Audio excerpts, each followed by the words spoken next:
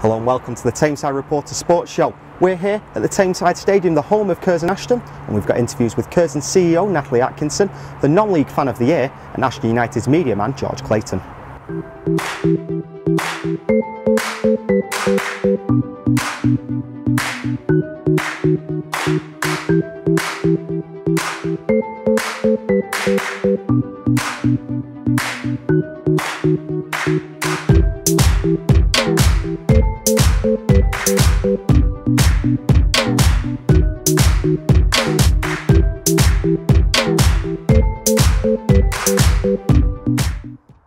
Yes, so Mark, we are at the Tameside Stadium and Curzon went down 4-1 at Tamworth at the weekend. Not a great result. How do you think the squad are going to bounce back from that? I think they will bounce back. It's only early doors at the start of the season. Obviously they've had an indifferent start to this season. I think they will bounce back. They've got a game against Blyth Spartans tomorrow, who of course were promoted from the division below last season, so I think they'll take advantage of that. So George, you saw them against Blyth Spartans last season. What sort of outfit are they? Yeah, they're a good side. They keep possession well and they're good at attacking as well. And they bring a lot of fans. I think they brought 300 in the last game last season, all dressed as Mexicans. So I don't know if Ashton will get that sort of treatment, but yeah, they're a good team, good side. Now, as you might be aware, Curzon Ashton are looking to replace the 4G pitch here at the Tameside Stadium. They're hosting a charity cricket game at Saddleworth Cricket Club tonight. We caught up with club CEO Natalie Atkinson just before to talk about it. So Natalie, tonight looking towards the fundraiser for the new pitch here at the Tameside Stadium. Is that something that you're looking forward to? Yeah, it's another great fundraising evening for the football club, as you can see, to replace the football pitch that we're currently stood on. Application goes in a couple of months and then we'll hear and hopefully replace in May of 2018. So the fundraiser is part of a fundraising campaign that we've been doing for the last couple of months. It starts at 6 o'clock and it's at Saddleworth Cricket Club this evening. So looking towards this artificial pitch, obviously the majority of money to replace it is coming from that terrific FA Cup run you had. Where's the other money coming from? Fundraising within the football club. We've done a fantastic job over the last couple of months, as I said, fundraising. We are looking at other avenues as well, and that's my job to do that. Look at other pots of funding that are available either through Viridor or Sport England or working with the council. So that's my job over the next couple of months. Excellent stuff. So looking at a time scale, when will the pitch be relayed, do you reckon? We're hoping, if everything goes to plan, application will go to the Football Foundation board in December of this year, and we'll start to relay in April, May of next year. Okay. So we'll go across town now to Stalybridge, who went down 1-0 to Rushall Olympic at the weekend, and they also lost 2-0 to Marine. Mark, it's been a difficult start to the season for Steve Bursman, hasn't it? Yeah, really difficult start. I don't think anyone saw this coming. You know, 3 consecutive losses now. They're going to have to turn it around against Shaw Lane this weekend. Shaw Lane promoted from the Evo Stick First Division South last season, so I'm sure Celtic will turn it around. You know, they've got something like 18 new players this season, so it will take time to gel. Now, George, they were relegated last season. Do you think they'll find it hard to get out of this division? Yeah, it's an incredibly tough division. Since the last time they were there, it's improved a lot. The football's improved and the wages have gone up, really. They've spent well. They've got, as you said, they've got 18 new players, so I think it will take time to gel, but it's a harder league than I thought they would have imagined. Right, so Andrew, a 2-0 loss to Marine tonight. What are your thoughts on the game? It's hard to sum up, really. Apart from Burns' header, I don't think we really had a shot on target. I just think when the fantasy football's not working, the players don't know what to do. We've got one out-and-out striker in the team. We've got no one on the bench to come and change it, and we're just hitting the ball up to a striker that's about 5'8".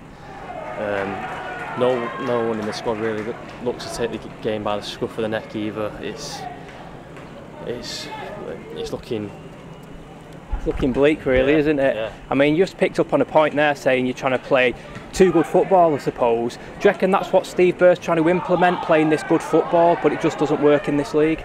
I don't think it doesn't work in this league. I think it doesn't work against some teams. I mean, Marine grinded that result out tonight. I mean, I don't think they really had anything special. But I think Bridge's problem is when their fantasy football isn't working, then they don't know what to do from there. So we'll move on to George's club now, Ashton United, who won both their games. They won 2-1 against Grantham Town and then followed that up with an away victory, 1-0 against Warrington. Marks a 6-point weekend for the Robins. They remain unbeaten this season. It's a great start, isn't it? Yeah, a great start. Obviously, Jody Banning's recruited well over summer, but he also lost a few players due to injury. I think, George, were they missing 8 players at Warrington on Tuesday? Yeah, we were missing 8 players. So Richard Smith, Josh Sashini, all niggling injuries, and you got Crowther out for the season. But if we can do that with missing 8 players when we've got the 2 gaffers on the bench, surely that's a good run of results. Yeah, absolutely. It speaks volumes, doesn't it, really? Well, George, you're obviously close to the club. What's the feeling like around this season? It's got a good buzz about it at the moment. I think Jody's created a squad that's harmonistic. I think they've got a good feeling about them. Even when a player's not in the squad, I feel like they're all pushing for each other. And yeah, it's a good family-orientated club at the moment, and we're quite happy with the start of the season, to be honest. Fantastic. Well, they take on Sutton Coldfield away this weekend, and they play on a 3G pitch. Now, they did lose against Hyde on a 3G pitch earlier in pre-season. Do you think that could be tough for him this weekend? Yeah, Jody said in his interview that I did with him after the Warrington game, he's not a fan of 3G pitches for injuries, and against Hyde we lost 4-0 on a 3G pitch. I don't know if that had any play on the match, because Hyde were a good team that day and we were quite poor. But I'm hoping you've got to go to these 3G pitches and you've got to get a result. It shouldn't get in the way of how you play football. Obviously it'll have a higher bounce of the ball and whatnot, but hopefully we can go there and get a good result. And Mark, they take on Buxton at home on Monday. What do you make of that? Buxton were a decent side last season under Martin McIntosh, former Stockport County player, back in the Championship. So I think they'll do all right this season. I think it'll be a tough game for Ashton, but you look at the way they've started the season, there's no reason why they can't pick up maximum points. Absolutely. Well, we'll move on to Mossley now, who won 2-0 against Glossop in the FA Cup preliminary round at weekend. But there was a bit of a talking point because manager Paul Phillips, he threw the ball at a celebrating player.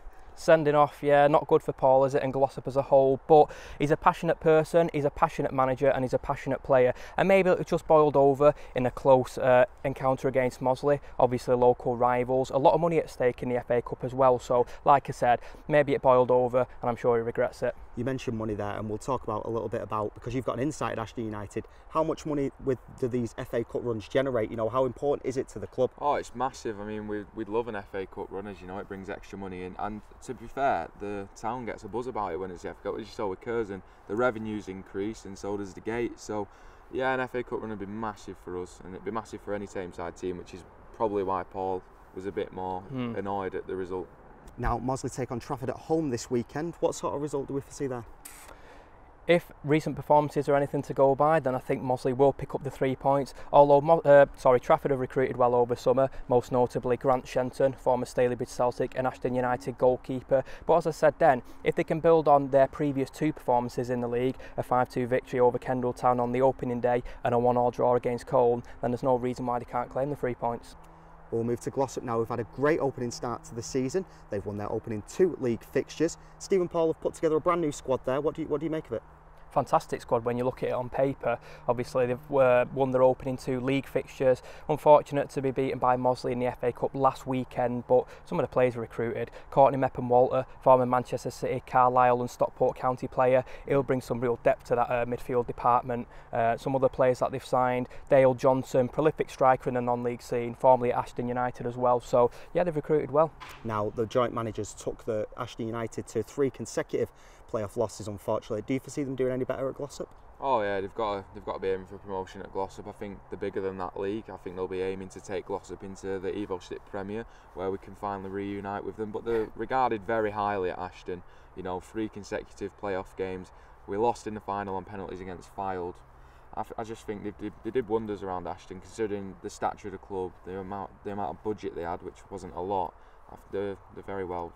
Highly regarded. Well, they basically put Ashton on the map, didn't they, really? Yeah, they did, yeah. They've so I wasn't here when they were here, and I know all about them. That tells you how everyone still speaks about them in a good way. So yeah, I'd love to see him back in the Evo Stick Premier. Okay, now they take on Skelmersdale United this weekend. I know you've got some fond memories of playing against them last season. We beat them 10-1 on a Tuesday night last time, and we got national headlines that day for 10-1.